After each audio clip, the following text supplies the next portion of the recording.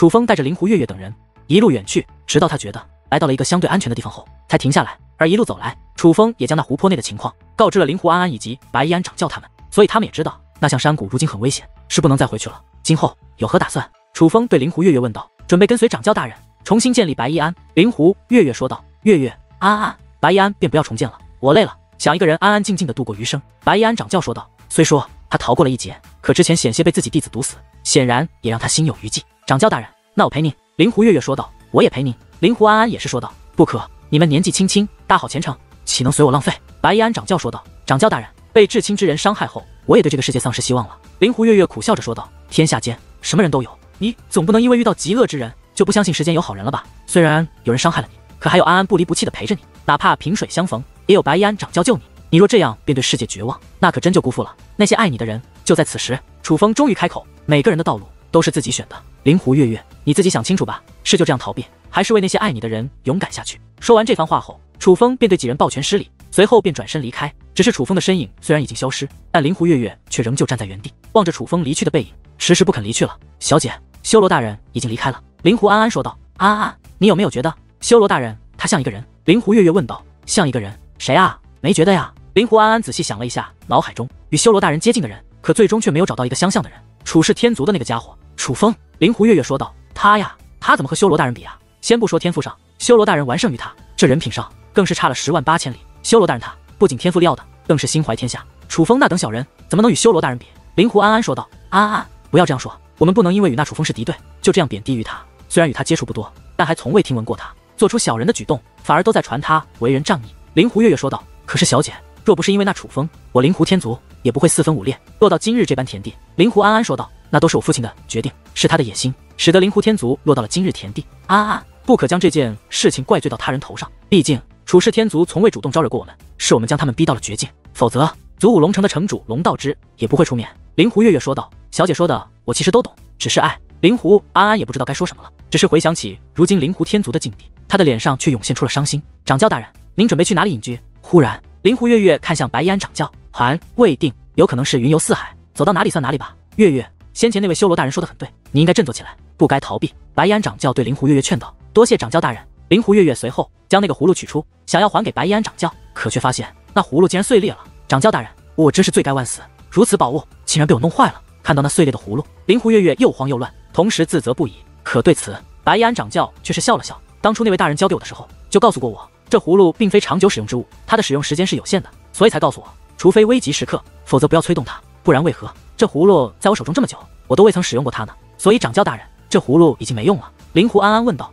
能不能用？看看身上的印记就知道了。若是印记消散，那这葫芦便是真的没用了。白衣安掌教说道。听得此话，灵狐月月赶忙看向身上的印记，这才发现那印记真的消散了。月月，这个你和安安留着吧，它对我来说已经没用了，但对你们却还有用。白衣安掌教说话间，将那绿色的瓷碗拿了出来。本来灵狐月月与灵狐安安都极力推脱，毕竟他们知道这绿色的瓷碗相比于那葫芦更加珍贵，这是可以用来修炼的宝物。只是最终在固执这一点上，他们还是输给了白衣安掌教，所以只得收下了这绿色瓷碗。之后白衣安掌教便离开了。看着白衣安掌教离开的背影，二人感慨万分。世界如此之大，很可能这是他们与白衣安掌教最后一次见面了。小姐，那我们该去哪里？灵狐安安问道。对于这个问题，灵狐月月陷入了沉思，她也不知道如今的她该何去何从。有人！忽然灵狐月月神色一变，随后赶忙拉着灵狐安安躲了起来。很快在天际的远处便出现了蜀道身影，那乃是诸天门的人。他们是何修为无法判定，只是他们踏空而行，速度并不快，甚至他们也没有任何防备，所以他们的聊天内容都被灵狐月月以及灵狐安安听得清清楚楚。当那些人离开后，灵狐月月以及灵狐安安的身体都在剧烈颤抖，整个人都像傻了一样，久久难以回过神来。因为那些诸天门之人所聊的内容乃是关于灵狐天族全部死去的消息，传入了灵狐月月以及灵狐安安的耳中。尽管早就料到灵狐天族在他那残暴不仁的父亲带领下会有这么一天，可当这一天真的来临的时候，灵狐月月仍是泪如雨下，甚至哭得身体都在抽搐。伤心了好久之后，他们才总算缓过神来。小姐，我们要为族长大人他们报仇。灵狐安安说道。报仇？难道你想步我父亲的后尘吗？红衣圣地，还有楚氏天族，甚至是那无名一族，他们与我红衣圣地有何仇怨？根本没有仇怨可言，全部都是我们主动招惹的人家。如今技不如人，被人所灭，我们怎好意思去提报仇二字？灵狐月月问道。那小姐，我们当何去何从啊？灵狐安安哭着问道。他其实也不是真的想报仇，他一切都听灵狐月月的指示。回家吧，如今的灵狐天族需要我们。灵狐月月说道。好，回家，我也想回家。灵狐安安说道。决定之后，二人便离开了。可他们不知道的是，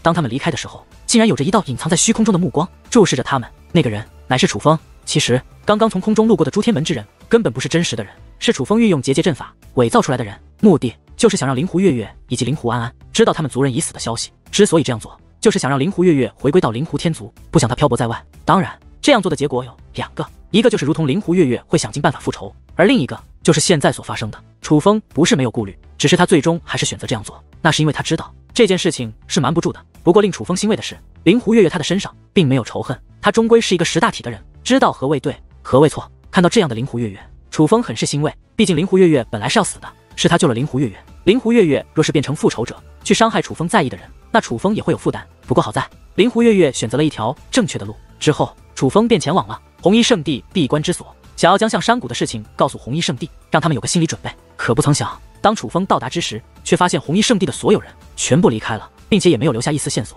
不过看样子，红衣圣地并不像是遭到了袭击，更像是自己离去，所以楚风也不担心他们。但楚风并未直接离开，而是前往了七阳山脉，想将那些远古生物之事告知袁术，但却得知袁术也不在。因为时间紧迫，楚风必须前往诸天上界，不能在此久留。于是楚风便将此事转告给了七阳山脉的守护者。随后，楚风便前往了诸天上界，并且来到了与密洞群圣约好的地方。他们所约之地乃是一个荒废的小渔村。这个小渔村距离诸天门很近，可这个渔村如今却早就空无一人，全村的人都搬离了这里。之所以搬离，正是因为此地距离诸天门太近，诸天门极其霸道，他们势力方圆万里之内不许有任何势力以及常住居民存在，所以诸天门方圆万里之内皆是人烟稀少，除了赶路之人，几乎很难看到修武者的踪迹，更是没有人居住的痕迹。不过在这渔村内，密洞群圣却已是恭候楚风多时。修罗兄弟，你总算来了，还以为你出了什么意外，就是我们真的是担心坏了，见你没事，我们就放心了。看到楚风，密洞群圣一个个的高兴坏了，那个激动的样子简直有些浮夸。可偏偏他们这一次又不像是装的，虽说接触时间不长，可对于密洞群圣而言，楚风在他们心中是有着特殊地位的。不仅没有事情，还有些收获呢。楚风笑着说道：收获？有何收获呀？听得收获二字，密洞群圣也是非常感兴趣。对于密洞群圣的性格，楚风是了解的。既然他们感到好奇，楚风就必须要有一个交代。若是不说的话，密洞群圣一定不会善罢甘休的。于是楚风倒也没有隐瞒，而是将自己在疾风列族内所遭遇的事情全部告知了密洞群圣，甚至就连神路的事情也与他们说了。修罗兄弟，你那远古秘技能否再施展一下？对，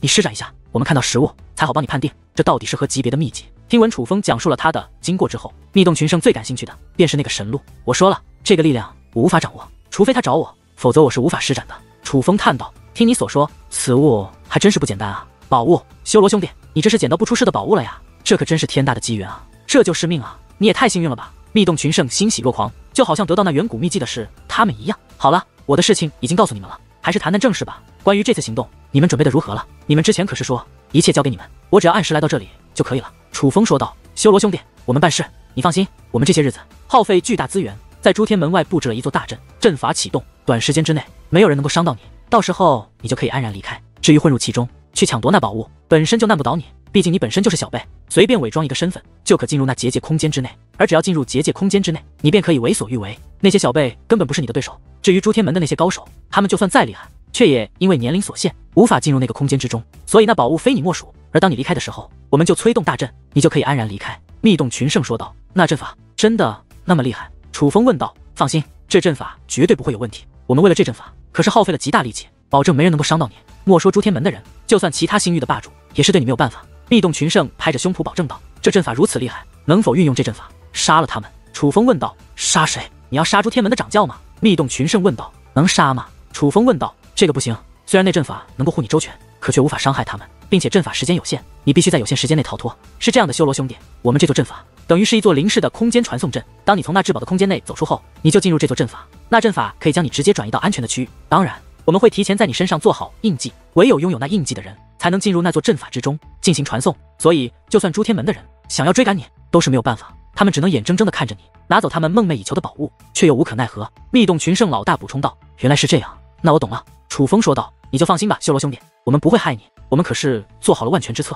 甚至我们花费大力气得到了一件至宝，你看，就是这个。密洞群圣老大说话间，便从身体内取出一件物品，那是一个金色的小人，乃是由金色气体凝聚而成。可是，在那金色的小人身上，楚风却感受到了极为强大的力量。这是什么？楚风问道。此物可不简单了，催动此物便可与诸天门众人一战。密洞群圣老大甚是得意地说道。此物这么厉害？楚风问道。当然，此物可是我们花费极大精力以及财力才搞到的，催动此物便可在短时间内获得4品至尊的力量。而据我们所知，诸天门掌教以及另外几个星域的最强者也不过是4品至尊而已。不过此物与禁药相同，负担极大，哪怕至尊境使用也会造成极大的负担，甚至可能毙命，所以希望不会用到这个东西吧。密洞群圣老大说道。若是这样的宝物，那最好还是不要用到它。听到密洞群圣的讲述后，楚风也是笑了笑，他自然也不希望密洞群圣以牺牲性命为代价去解救自己。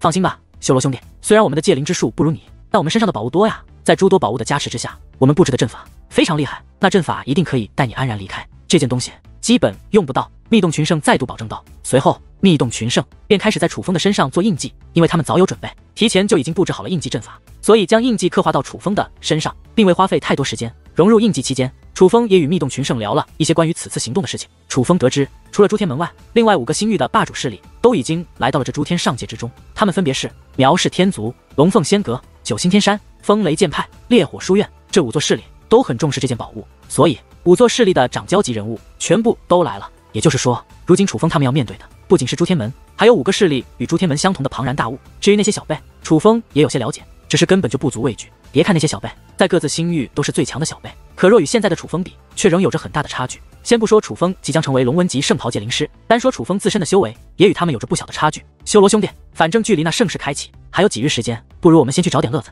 忽然密洞群圣的小11对楚风说道。什么乐子？楚风问道。现在5大势力全部来到了诸天门内，而那些人又不安分地待在诸天门内，所以诸天门内外到处可以看到5大势力的人。我们可以伪装身份去欺负，说不定能在他们身上找到一些宝物呢。毕竟他们可是来自5大势力的人啊。密洞群圣小11说道。他们身上的宝物与你们身上的无法相比吧？楚风问道。修罗兄弟，一看你就是一个不会过日子的人。正所谓苍蝇虽小也是肉，财富这种东西都是一点一点积累的嘛。对，正是日子。密洞群圣纷纷说道。你们去吧，我就不去了，我要闭关修炼。楚风说道。还要闭关啊？你也太努力了吧！密洞群圣感到惊讶，但同时也不甘心。于是他们开始继续劝楚风，毕竟在他们看来，这真的是一件比较有趣的事，所以希望楚风与他们一同享受这种感觉，与他们一同快活。可楚风却是态度坚决。好了，别打扰修罗兄弟闭关了，你们快去吧，记住别暴露自己。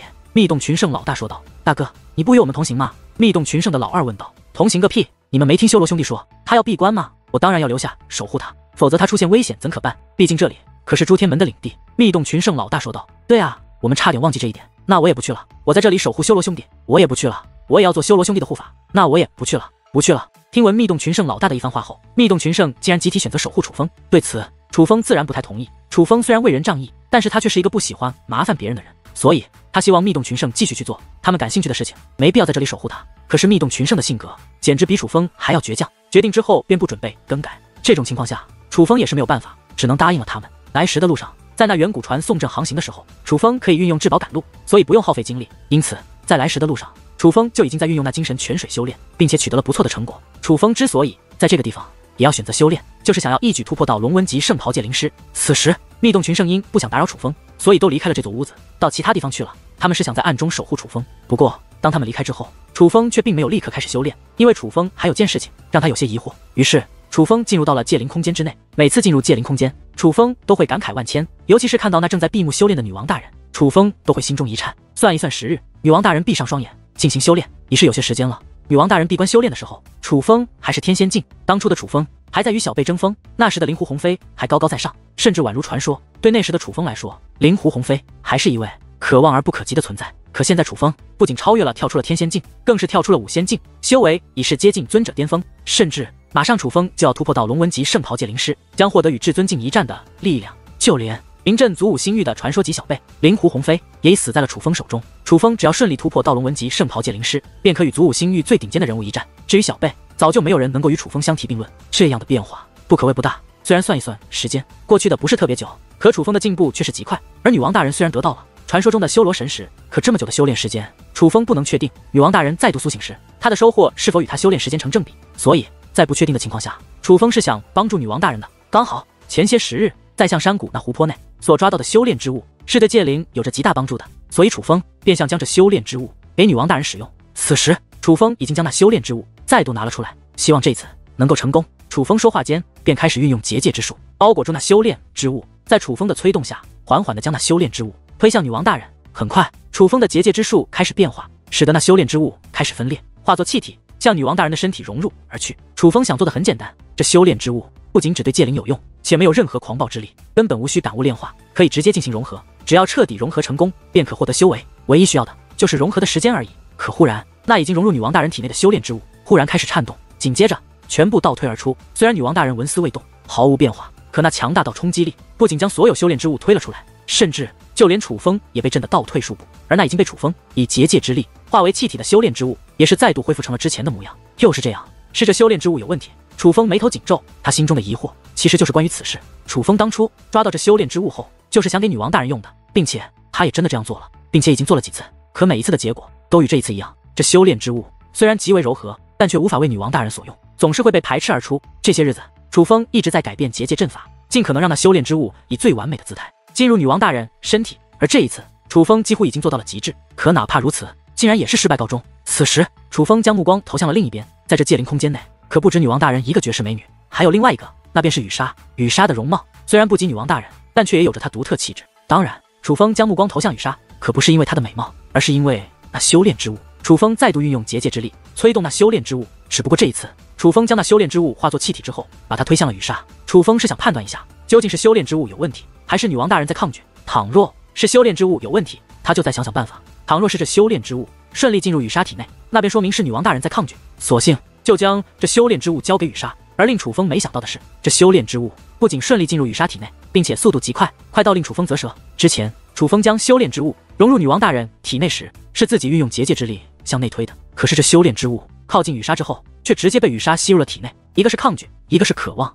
这简直就是鲜明的对比。竟然真的是蛋蛋他在抗拒。我的女王大人，你到底是怎么了呀？这样的好东西你竟然都不要啊！当那修炼之物彻底与雨莎融合后，楚风将目光女王大人，目光变得复杂起来。尽管他也清楚女王大人不会有事，可因为太过在意，楚风还是忍不住担心。然而最无力的是，他没有任何办法，他也不能去叫醒女王大人，只能等待着女王大人自己苏醒，希望雨莎能够从这修炼之物内得到好的收获吧。此时楚风看向了雨莎，虽然他与雨莎的感情不像女王大人那样深厚，可楚风其实对雨莎印象也非常好。雨莎也是一个可以让楚风豁出性命去守护的人，虽然最好的东西楚风还是会留给女王大人，楚风也承认他很偏心，但他也希望雨莎能够变得更强。之后楚风便将意识投射回了自己的身体之内，开始释放出精神泉水，借助精神泉水的力量来提升自己的精神力。随后去参悟那块从斩妖大帝那里所得到的能够帮助自己提升结界之术的宝石。在此之前，楚风已经修炼多次，并且如今已经到了关键时刻，所以毫无意外，楚风这一次彻底参悟宝石内的奥秘，使得自己的精神力量得到了质的升华。精神力与武力很像，精神力的强弱决定着修为的强弱。当楚风的精神力强大到一定境界，就可以沟通更为强大的结界之力，此时楚风就可以沟通的圣级结界之力已是达到了龙纹级。楚风他已是成为了一名龙纹级圣袍界灵师，而成为龙纹级圣袍界灵师后，他也可以凭借结界之力与至尊境的强者抗衡。那是什么？只是当楚风沟通结界之力的时候，他却感受到了一个特殊的存在，这个特殊的存在就潜藏在结界之力的深处。那似是一条龙，但却又不是一条龙，它只是一个大概的形态。但不可否认的是，它很神圣，并且它的体内还想蕴藏着惊人的力量。若隐若现的它似乎随时都会消失，但也正因如此，才更显得神秘，同时也对楚风充满了诱惑力。成为界灵师以来，楚风一路从白袍到灰袍、蓝袍、紫袍、金袍、黄袍、仙袍、尊袍，直至今日的龙纹级圣袍，楚风可以说已经达到了许多人毕生所无法到达的成就。而对界灵之术，他也有了独特的理解，自认为对界灵之术已是非常的清楚。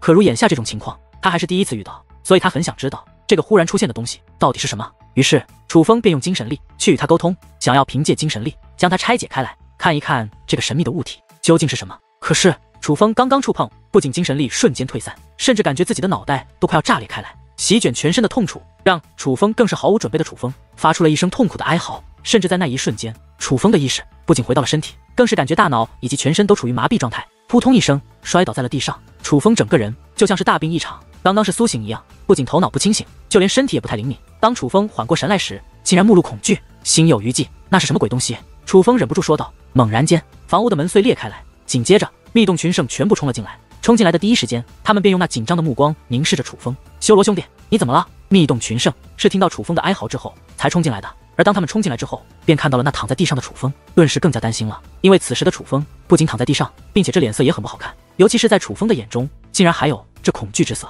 他们认识楚风这么久，还很少看到楚风面露恐惧，正因如此，他们才更加担心，都觉得楚风可能是遇到星号烦了。没事，遇到了一点小问题。楚风说道。没事，你的样子可不像是没事啊。然而对于楚风的话，密洞群圣则是表示不信，真的没事。其实我已经成功了，你们看。楚风说话间不仅站起身来，更是释放出了结界之力。楚风的结界之力其实释放的非常随意，那结界之力就像是一条小蛇，缠绕着自己的手掌盘旋。可就是这样区区一缕结界之力，却看得密洞群圣全都愣住了，尤其他们的眼神，一个个的简直都在发光。龙纹级圣袍，我去，修罗兄弟，你竟然真的成功了！你参悟了斩妖大帝的那件宝物，你这领悟力可真是惊人啊！是啊是啊，虽然早就知道那件宝物对龙纹级圣袍以下的戒灵师有着极大的帮助，但却也需要时间去参悟的。可是算一算，你得到这件宝物的时间没有多久吧？厉害，修罗兄弟，你算是我见过戒灵之术方面天赋最高的人了。一时之间，密洞群圣对楚风赞不绝口，那个样子简直就像是毫不掩饰的拍楚风的马屁。但其实他们并不是拍马屁，而是他们听闻过那件宝物参悟的难度，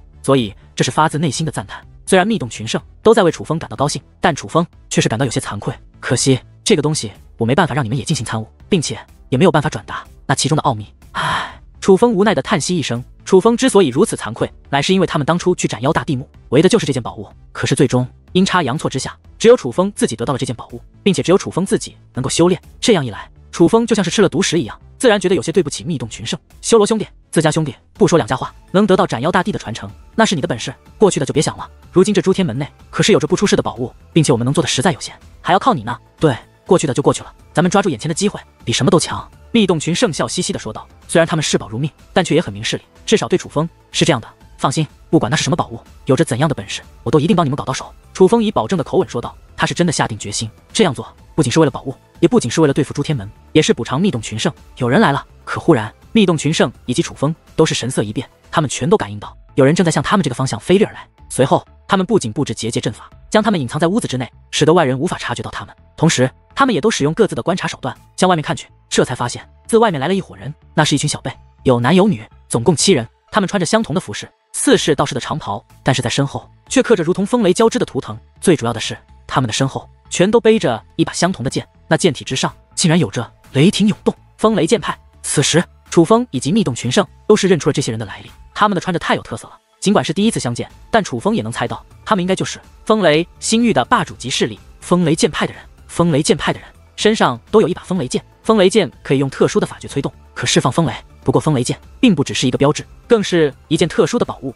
这件宝物可以布置一座风雷剑阵，据说威力相当的强横。不过此时楚风等人注意到，这7个人虽然都是风雷剑派的人，可是他们的关系似乎并不和谐，其中6个人更像是一伙的，因为另外1个人是被这6个人抓住胳膊给强行逮过来的。就这里了，为首的一名男子说出此话，便飞落而下。这些人之中修为都不弱，虽然都是5仙境，但在小辈之中已是相当不错。尤其是为首的那名黑脸男子，更是有着9品5仙的修为。跪下落地之后，另外几名弟子对那名被他们抓来的弟子说道，要杀要剐随便，让我跪。不可能，这名被同门强行抓过来的弟子不仅长得英俊，竟然还是一块硬骨头。明明修为不如这6位，并且已经被强行带到此处，但却没有丝毫畏惧，给我跪下。猛然间，那名为首的弟子抬腿一脚，只听咔嚓一声，那名英俊的男弟子的双腿便被硬生生的踹断了。这种情况下，那名英俊男子再不情愿，也只得趴在地上。可明明双腿被断，可他竟然咬紧牙关，连哼都没哼一声。尽管这名英俊男子如此有骨气，可些人却没有一丝另眼相看的意思，反而是冷嘲热讽，就连女子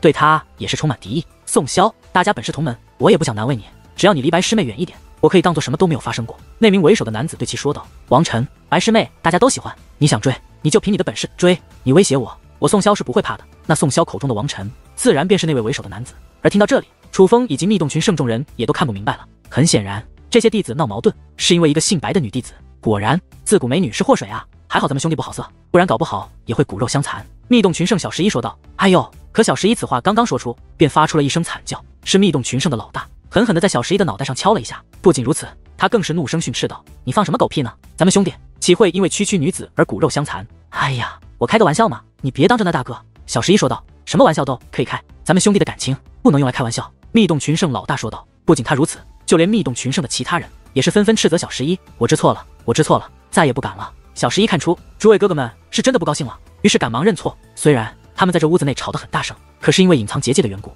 所以外面的人倒是没有发现屋子内的情况。嘘！可就在此时，楚风却是忽然开口，示意让他们安静。听闻此话，密洞群圣不仅收声，更是再度将目光投向外面，这才发现外面竟然变得精彩起来。原来现在外面的那些弟子开始疯狂殴打那名叫做宋萧的同门，甚至那种手段已是有些残忍。说是殴打已是不足，倒不如说他们正在对那宋萧动刑，一边动刑还一边出言羞辱。宋萧，你真是不知好歹，就你这种货色，也想与王师兄争白师妹？王师兄，无论家族背景还是修武天赋，哪一样是你可比的？你可能还不知道吧？王师兄此次更是成为了我风雷剑派进行夺取宝物的小辈之一。要知道，这个名额总共也才100人而已，并且白师妹也在其中。你想一想，那样优秀的白师妹，也就唯有王师兄配得上。你这种人，你配吗？其实，在众人的折磨下，那宋萧也是哀嚎不断了，身体变得非常虚弱了。可从始至终，他却连一个求饶都不肯说。可是当他听闻那王晨已经代表风雷剑派与白师妹一同参加此次夺宝之后，在他的脸上更是挂着一抹冷笑道：旁人能代表风雷剑派，乃是因为实力，但这王晨不过是因为关系罢了。况且他进去有什么用？就他这点修为，凭什么与那些尊者境的天才争锋？他进去不过是滥竽充数，混个脸熟罢了，没有任何作用的东西，有何骄傲可言？宋萧此话一出，那些在对他施以酷刑的弟子们都是被吓到的愣住了，随后纷纷将目光投向了那个叫做王晨的男子。这一看，果然与他们所料一样，那叫做王晨的男子脸色阴沉的可怕。宋萧，你可真是给脸不要！你说我是滥竽充数，那你这种还不如我的人呢，你又算什么？依我看，你这种人都根本不配称为风雷剑派的弟子，你都不配生存在这个世界之上，你应该从这个世界消失。那王晨说话间，手掌探出，便有雷霆释放，雷霆交织，竟然化作一把长剑，握在那王晨的手中。见此情况，就连那些先前折磨宋萧的弟子，脸上的恐惧竟然瞬息变浓。他们惊愕地发现，此时的王晨不仅施展出了一个他们并不认识的武技，最重要的是，王晨的身上释放出了杀意。王晨他是要杀了宋萧。王晨师兄，教训他一下就行了，若要真的杀了他，似乎不太好吧？他好歹也是真传弟子，就这样消失，怕是长老们会追究。这一刻，那些弟子也是慌了，竟然开始劝起那个王晨。看来他们也只是帮着王晨，想着教训一下那个宋萧而已，并没有真的想过要置那宋萧于死地。放心，此地乃是诸天上界，是诸天门的地盘，更何况如今多个势力汇集于此，消失一个宋萧，宗门不会追究太多，就算追究，也不会怀疑到我们头上，而是会怀疑到那些势力头上。何况这宋萧无依无靠，宗门不会因为他大动干戈。王晨脸色依旧阴沉，但同时又显沉稳。相比于其他弟子，他对于这宋萧的死可谓毫不在意。这样说来的话，倒也对。而听闻王晨的一番话后，那些原本慌乱的弟子倒也是纷纷点了点头，随后他们便没有那么慌张了，甚至用那有些讽刺的目光看向了宋萧。他们是想看看，在面临真正的死亡之时，这宋萧是否还会这样有骨气。人总有一死，我宋萧不甘的是死在你们这群卑鄙小人的手中，但倘若天命如此，那我宋萧也是认了。来吧，无能鼠辈，你们若要杀我，就尽管来。我宋萧若是眨一下眼睛，就不信宋。然而哪怕面临死亡，那宋萧竟也是毫无惧色，少在这给我装铁血好汉。武者世界，圣王败寇，你宋萧不过是我王晨的刀下鬼而已，你的死都是拜我所赐，你有何骄傲可言？你这个没用的庸才，给我受死！那王晨并没有因为宋萧的骨气而有所收敛，反而怒气更盛，雷霆长剑划过虚空，连空间都被割裂，其威力已是不言而喻。这一剑绝对可以将宋萧彻底斩杀。可忽然间，那雷霆长剑却凭空消散。怎么了？这是一时间，所有人都将目光投向了王晨，还以为是王晨忽然手软，所以收手了。可实际上，就连王晨自己也是一脸的茫然，他也不知道为何好端端的，他那以武力凝聚而出的雷霆长剑就这样消失了。就在众人不解之际，一阵掌声忽然响起，顺声观望，只见楚风以及密洞群圣就站在不远处，并且在向他们走来。而看到楚风等人后，王晨等弟子也是脸色大变，尤其是王晨，他已经意识到自己先前的武技是被人强行抹除，这让他知道此时出现在他们面前的这些陌生人实力要远在他之上，否则不可能无声无息的就将他的攻势抹除。为了一个女人就不惜杀掉无冤无仇的同门，还有一群帮凶，不分青红皂白，助纣为虐。风雷剑派的弟子可真是让人大开眼界啊！楚风看着那些风雷剑派的弟子，尽是讽刺：你们是什么人？那王晨凝声问道。只不过他的声音虽然看着很是硬气，但那颤抖的声音却也透露出了他此时的恐惧。路人，楚风说道，既然是路人，我劝你们不要多管闲事。我们风雷剑派的掌教如今也在这诸天上界，就在诸天门之中，若是得罪了我们，诸天门都保不住你们。那王晨此话说得非常硬气，简直可以用嚣张来形容。可是他此话说完之后，竟然身形一转，抓住那个宋萧，想要拔空而起。他是想要逃走。果然他是怕了，哪怕嘴上很是硬气，可实际上他内心极为慌张，所以他不敢在此处过多逗留，起身便要逃跑。然而楚风岂会让他们逃脱？王晨发现不妙，本想御空而起，赶紧逃离此地，可他却发现他不仅无法御空而起，就连脚步也是变得非常沉重，简直已是动弹不得。威压，那乃是威压将他们束缚住了。嘿嘿，别走啊，这场好戏我还没看够呢。对，你们继续，我倒是想看看你们能丧心病狂到什么程度。密洞群圣的众人笑嘻嘻地说道，虽然他们说的更像是喜欢看热闹，可实际上却是在讽刺王晨等人。几位大人，我们无意打扰你们，我们是真的不知道你们在这里，我王晨在这里给您认个错，求您不要与我们这些小辈一般计较。王晨面对楚风等人面露歉意，施以大礼，在发现情况不妙之后，他立刻认怂了。小辈，你以为只有你是小辈，我兄弟也是小辈？小11指着楚风说道。王晨等人脸色发黑，楚风的修为至少尊者境，怎么可能是小辈？打死他们也不信。不过他们却也不敢反驳，毕竟他是一个聪明人，知道在这种地方遇到修为远在他们之上的人，认怂才是最好的选择。几位前辈，几位大人，我们与你无冤无仇，还望给条生路，我王晨定会感激不尽。王晨继续求饶，相比于先前，他变得更加卑微。不只是他，王晨的同伙也都在求饶，他们不止卑微，连说话都开始磕巴，双腿都在打颤，比王晨还要害怕得多。唯有那个宋潇一脸冷漠，就好像此事与他无关一般。放心，你们的私人恩怨，我们本无意插手。其实还是有一个忙需要你帮一帮。楚风的嘴角露出了一抹坏笑，看着楚风嘴角的坏笑，王晨等人皆是心中一紧，意识到了不妙，但还是问道：忙？前辈，什么忙？其实主要就是你，只有你能帮我。楚风对王晨说道。我听闻此话，那王晨更慌了，甚至嘴角一阵抽搐，吓得都快哭了出来。对，就是你。楚风嘴角的坏笑变得更深。大人，饶命，饶命啊！我错了，您给我一次机会吧。忽然间，王晨竟然开始哭着求饶起来。这一幕，莫说是楚风意外，那些同门弟子更是惊呆了。他们印象中的王晨可不是这样懦弱的人啊！果然，人不可貌相，海水不可斗量。一个人到底是不是真的有骨气，还是要关键时刻才能展现。看到那满面泪水、哭爹喊娘的王晨，风雷剑派的弟子再看身旁的宋潇，竟然涌现出了一丝别样的目光，那好像是敬佩。放心，我不会杀你，我只是想要借用一下你的身份。楚风说话之间，面容已是开始变化，化作了与王晨一模一样的容貌。所以你要配合我，让我知道关于你的更多事情。楚风又对王晨说道。楚风这样做，自然是因为王晨是有资格代表风雷剑派，却也与众多小辈夺得宝物的人，而楚风虽然也是小辈，但总不能光明正大的进去，所以伪装成有资格进入其中的小辈是最简单的方式。而这王晨显然是一个不错的选择。之后，王晨等人以及那个叫做宋潇的人都被密洞群圣以结界阵法关押了起来，而楚风换上王晨的衣服，备上他的风雷剑后，就准备前往诸天门。毕竟算一算时间，那所谓的盛世也要开始了。对了，待的夺宝开始之后，就将那个人放了吧。临行之前，楚风指着那个叫做宋潇的男子说道：好，完全没问题。而对于楚风这个指示，密洞群圣的小十一也是立刻应下。可是那个宋潇却是有些不解，毕竟他们事到如今已经大概知道了楚风的目的，他们知道楚风是窥探于那件至宝，所以才冒充王晨混入其中。你放了我，就不怕我去揭发你？那宋潇对楚风问道。我敢放了你，就不怕你去揭发我。不过你不如仔细想一想，那风雷剑派还是不是你的归属之地？楚风说完此话，便拔空而起，向风雷剑派所在的方向飞掠而去。与此同时，密洞群圣的老大也是率领着密洞群圣的大多数人跟随楚风而去，只有小十一以及密洞群圣的老师留在此处看守这些风雷剑派的弟子。而当楚风等人离开后，那宋潇的目光也是变得若有所思，他是在思考楚风所说的话。十哥，咱俩也太委屈了，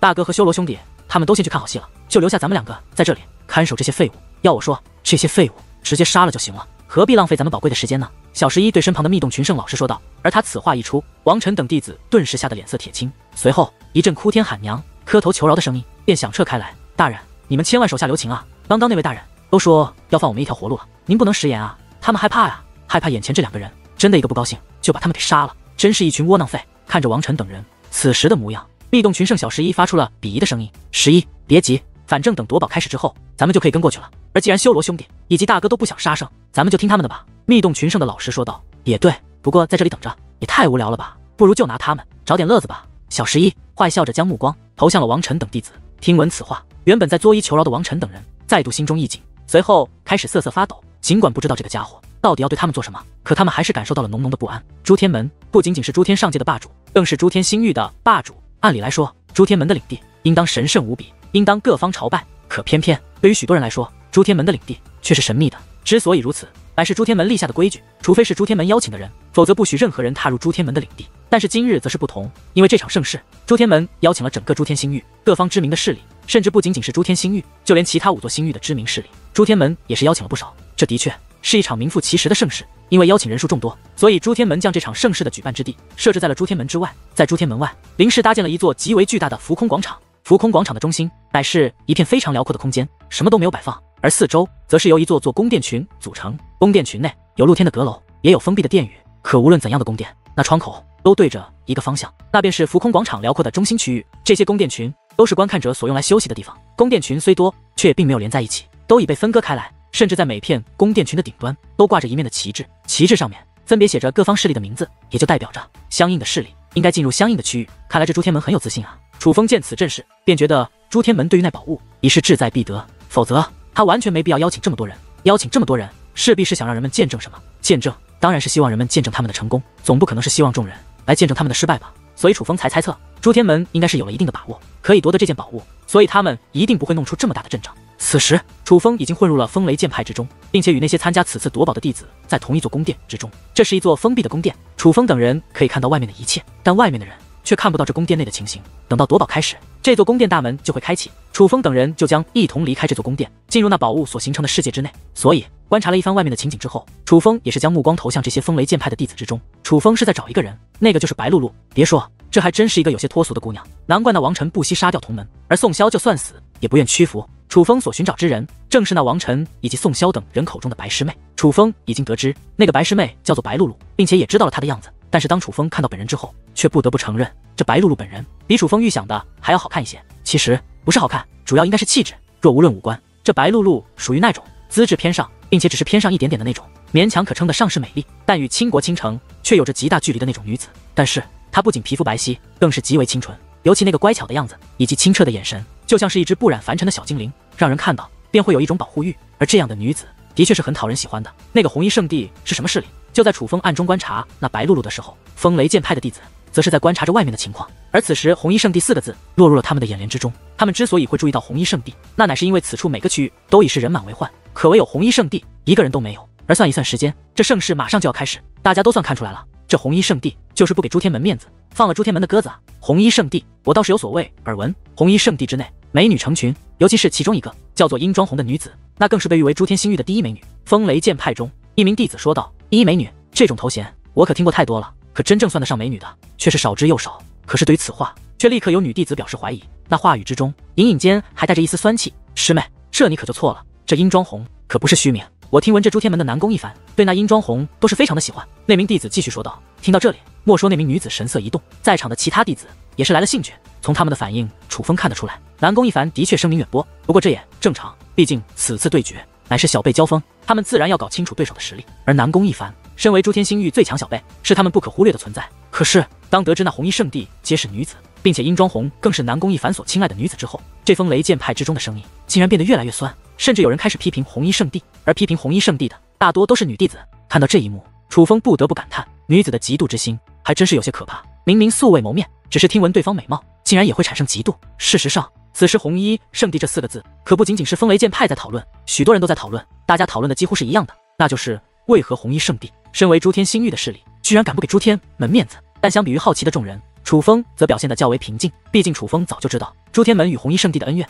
朱天门与红衣圣地只差彻底撕破脸皮而已，实际上早就已是敌对势力。欧阳师兄，你来了！忽然，这人群变得骚动起来，明明此处的人都是风雷剑派的顶尖弟子，一个个的傲气冲天，可此时的中行人却都变得殷勤起来，男子变得卑微，女子更是面若桃花，满眼抑制不住的喜悦。之所以如此，只因一人的到来。这是一名男子，叫做欧阳平志。欧阳平志乃是一位2品尊者，实力与南宫一凡相仿。同样的，他也是风雷剑派的第一弟子。欧阳平志不仅天赋超群，身份也是不俗，他的爷爷便是当今风雷剑派的掌教，父亲也是风雷剑派的当家长老，所以他这种身份再加上他的天赋，基本上已经奠定了他继承风雷剑派未来掌教的事实，自然是众多弟子追捧的人物。尤其是女弟子，一个个的更是连做梦都希望能够嫁给这欧阳平志。可是面对众多女子那欣赏甚至爱慕的目光，这欧阳平志却是视若无睹。他进入此处后，目光只放在了一个人的身上，那个人便是白露露。这白露露也可以说是在场之中唯一一个没有将目光放在那欧阳平志身上的人。毕竟就连楚风也在打量那个欧阳平志，但白露露却没有。可是那欧阳平志却偏偏对白露露格外的关爱，此时更是忽略众人，径直的走到了白露露的身前。白师妹，等一下夺宝就要开始了，6大势力定然是有一番乱斗，其中势必非常危险，到时候你就跟着我，我来保护你。那欧阳平志对白露露说道。他此话一出，顿时数道嫉妒的目光投向了白露露，那是来自同门女弟子们的嫉妒。毕竟能够得到欧阳平志的保护，这可是他们梦寐以求的宠爱，可偏偏他们所向往的东西却被白露露所得到了，他们自然嫉妒。多谢欧阳师兄。白露露施礼道谢，可是并没有太多热情。白师妹，都是自家人，何必如此客气？那欧阳平志说话之间便伸出手臂，随后竟然落在了白露露的肩膀之上。如此轻易的举动，顿时惹得那些女子眼中的羡慕之色越发浓郁，甚至有人气的咬牙切齿。可是白露露却是脸颊发红，随后身形一闪，竟然立马躲开了。随后她更是以严肃的口吻开口：欧阳师兄，请自重，自重。好一句自重，这一句请自重已是代表了白露露的立场。面对这位风雷剑派最强天才的喜爱，白露露乃是拒绝的。原本对于白露露，楚风只是有些好奇，可是看到白露露这样的个性之后，楚风则是忍不住对其另眼相看。这个丫头有点意思。楚风心中暗道，按理来说，白白露露在大庭广众之下对欧阳平志说出这种话，简直是当着众人的面打欧阳平志的脸。欧阳平志是有些下不来台的，可是那欧阳平志不仅没有生气，反而是面露微笑，这抹笑容看上去是如此的溺爱，可楚风却从中看出了不一样的东西，那更像是一只猛兽锁定猎物之后的自信笑容。白露露对于这欧阳平志来说，更像是一个猎物，并且对于得到白露露，欧阳平志也是有着绝对的自信。就在此时，宫殿之外忽然变得轰动起来，顺势观望，可以看到从朱天门的方向出来了多道身影，他们踏空而来，气势非凡。其中不仅朱天门的太上长老拓跋承安在，还有几位与拓跋承安有着相同气势的老者也都出现了。而这些大人物却众星捧月一般，站在一名男子的身后，那是一位中年模样的男子，此人气宇轩昂，气度不凡，一看就知道不是寻常之辈。不用他人说，楚风也能猜到，此人一定便是朱天门的掌教，当今朱天星域的最强者。欢迎诸位来到我朱天门做客，共同见证今日这件盛事。朱天门掌叫出来之后，先是抱拳施礼，对在场之人客套一番。而在场的诸位，无论是朱天星域的势力，还是那来自其他5个星域的霸主，面对朱天门掌教的礼节，他们也是纷纷回礼。而简单的客套一番之后，朱天门掌教也是说出了此次的重点，那就是将众人邀请至此，到底是要见证一个怎样的盛事。毕竟其实除了朱天门以及其他5座势力之外，其他人还并不知道朱天门邀请他们来此到底是有什么样的事情。而听闻过朱天门掌教的讲述之后，人们也终于知道事情的来龙去脉。想一想，居然将要见证来自6座星域霸主级势力小辈们之间的争斗，众人也是越发期待起来。随后朱天门掌教以及另外5座势力的掌教级人物都纷纷离开看台，来到了那浩瀚广场的中心。至此，朱天门、苗氏天族、龙凤仙阁、九星天山、风雷剑派、烈火书院这6大势力的掌教全部出现在了众人面前。值得一提的是，另外5座势力的掌教虽然样貌各有不同，气质也是各有特点，可那种气场且丝毫不弱于朱天门的掌教。只从气场来看，就可以看出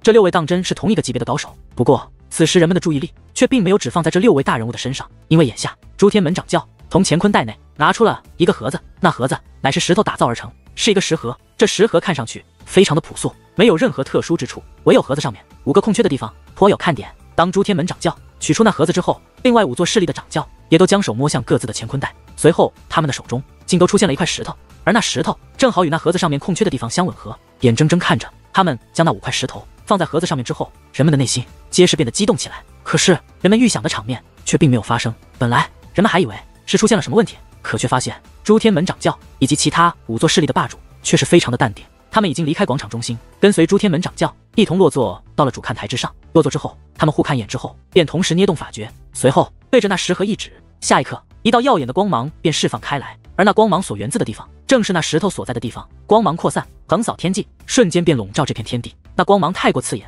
竟使得在场的许多人眼前都是白茫茫一片，什么都看不到，就连楚风也是无可奈何。不过那刺眼的光芒并未持续太久，很快那光芒便消散开来。而当那光芒消散之后，人们能够看到那个石头盒子还在，只不过此时那个石盒已经打开，打开之后的石盒释放出了6道光柱，其中5道光柱乃是5道结界门，那5道结界门就像5个护卫，分别立在石盒的5个方向，而另外1道光柱则是直冲天际。冲入天际之后，光芒便在虚空顶端扩散开来，竟然形成了一张大网。那大网覆盖虚空，不断变化。当一切停止之后，人们能够看到那竟是一座极大的地图，地图之内花草树木、山川河流，一切的一切简直就是一个真实的世界。不过尽管那个地图覆盖虚空，面积极大，可实际上那地图内的一切都缩小了数倍，那乃是一个镜像，想必那便是宝物的世界。这让旁观者们变得兴奋起来，他们已经知道，只要小辈们进入那个宝物的世界，他们就可以通过头顶的镜像看到诸位小辈的一举一动。这样一来，孰强孰弱，或者谁得到什么，他们也可以看得清清楚楚。那是什么？那个图案好像在变化。对啊，的确在变化，虽然变化得很慢，但好像是在缩小。可是很快又有人发现，在那镜像的中心区域却有着一个巨大的图案，那图案乃是半透明的，它并不会遮盖当镜像内的地图内容，但是它的确是在变化。各族小辈出来吧！就在此时，朱天门掌教高声说道。而他此话一出，楚风等人所在的这座宫殿大门忽然打开。与此同时，楚风能够看到另外5座势力的宫殿大门也是纷纷打开。紧接着，天地间开始沸腾了，几乎每一座宫殿之内以及每一寸看台之上都开始传来欢呼，因为6大势力的弟子们终于登场。此时正从那宫殿之内走出，眼下来自6座星域的最强天才们皆是出现在了众人的视线之内，并且整齐地立于这浩瀚广场的中心区域。朱天门以及苗氏天族、龙凤仙阁、九星天山、风雷剑派还有烈火书院，每座势力都有100名弟子出战。楚风能够注意到，不仅四面八方无数道目光在打量着他们，其实6大势力的弟子们也都在相互观察。事实上，那可不仅仅是观察的目光，甚至有人还在向对方投去挑衅的目光。但唯有一个人，他的目光根本没有看向他的对手，这个人便是南宫一凡。此时的南宫一凡身姿挺拔，目空一切，那种姿态已不是自信那么简单，而是舍我其谁，傲视群雄。果然，这个家伙是有所准备。看来朱天门此次应该是势在必得了。看到南宫一凡那目空一切的样子，楚风再度确定了自己的猜测。本来朱天门完全可以偷偷的开启这件宝物，根本没必要邀请这么多人来到此处。他们之所以将这么多人邀请至此地，便是有了绝对的自信，能够夺得那件所谓的宝物。而一番观察之后，楚风不仅发现南宫一凡自信满满，楚风还发现南宫一凡的身上似乎有些不太对劲。于是楚风开始仔细观察，甚至动用了天眼。而仔细观察之后，楚风发现南宫一凡的身上有着与那石盒相同的气息。朱天门够卑鄙的呀！此时楚风知道南宫一凡的底气来自哪里了。当年得到这件宝物，另外5座势力分别取走了一个钥匙，毕竟需要将5个钥匙才能开启这宝盒。而朱天门则是得到了保管宝盒的资格。可他们并不是简单的宝盒那么简单，他们开始想尽办法窥探宝盒的力量，想要从石盒之内窥得先机。现在他们成功了，尽管楚风也不知道他们到底获得了怎样的力量，但至少南宫一凡身上那石盒的气息已是证明了这一点。诸位听好了，这个结界世界内有着怎样的凶险，还不得而知。这样你们进入之后，自行窥探才行。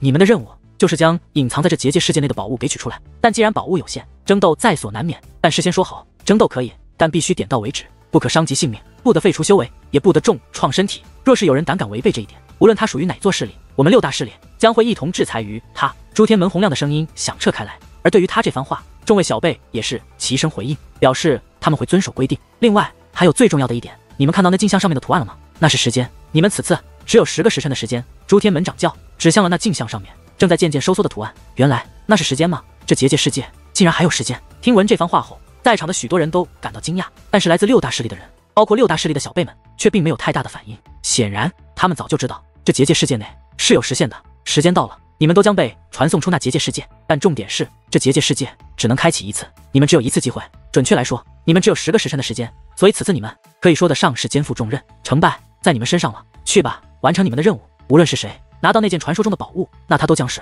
我们6大势力的骄傲。朱天门掌教此话说完，6大势力的弟子便立刻动身，向那结界世界内飞掠而去。不过毕竟只有5个入口，所以其中2个势力注定要进入同一个入口，而进入同一个入口的势力便是风雷剑派以及九星天山。而无论是风雷剑派的人还是九星天山的人，彼此观望之时，眼中竟然充满了敌意。至于为何会如此，楚风已经知晓。这件事还要从前些10日说起。这6大势力属于同盟，所以合作乃是经常的事。可前些10日，风雷剑派与七星天山合作去破解一座遗迹的时候，却产生了不愉快。风雷剑派的一位长老更是打伤了九星天山的一位长老，并且据说伤势还挺严重。这件事情在2派之中早就传开，而此处的弟子不仅天赋超群，更是心高气傲，所以早就暗下决心，甚至暗中筹谋，今日进入这结界世界之后，要给对方好看。这位师妹长得还真是清新脱俗啊！等一下进入那结界世界，危险多多，你就跟着师兄我吧，师兄我来保护你。还未踏入结界世界，九星天山便有一名男弟子将目光投向了风雷剑派的白露露。他这话语虽然说这好听，可是那语气分明就是在调戏白露露。可偏偏说这话的人还不是一般的弟子，此人名为宋金伦，他也是一名2品尊者，乃是九星天山最强的弟子。宋金伦，我风雷剑派的师弟师妹们可不需要你保护，你管好你九星天山的人就行了。欧阳平志说道。我在与那名师妹说话，轮得着你来插嘴吗？你算什么东西？宋金伦这话说得非常小声，可是这2派的弟子已经聚到一处，所以他这话所有人都听得清清楚楚。而对于宋金伦如此挑衅的话语，那欧阳平志自然也是不甘示弱。宋金伦逞口舌之力没有意思，不如等一下进入那结界世界，一较高下。欧阳平志说道。我就逞口舌之力怎么了？有本事现在你就出手啊！懦夫，不敢了吧？要我说，你才是一个只会逞口舌之力的废物。宋金伦一脸讽刺地看着欧阳平志。而对于宋金伦一而再再而三的挑衅，欧阳平志也是面露怒容。可是他知道宋金伦就是在故意激他，在里面动手倒是情有可原，但若是在外面动手，那就是私人恩怨，是会被人看笑话的。可就在这时，楚风则是开口了。他不仅开口了，他的语气还非常的不善。你们到底进不进？若是不进，就让开，莫要耽误我的时间。他这话说得非常大声，所以莫说2派弟子看向了他，就连看台上的不少目光也是落在了楚风的身上。可是看到楚风之后，人们都是感到惊讶不已。此时许多人的心中都涌现出了一个相同的想法：这个家伙是谁啊？竟然敢这么说话！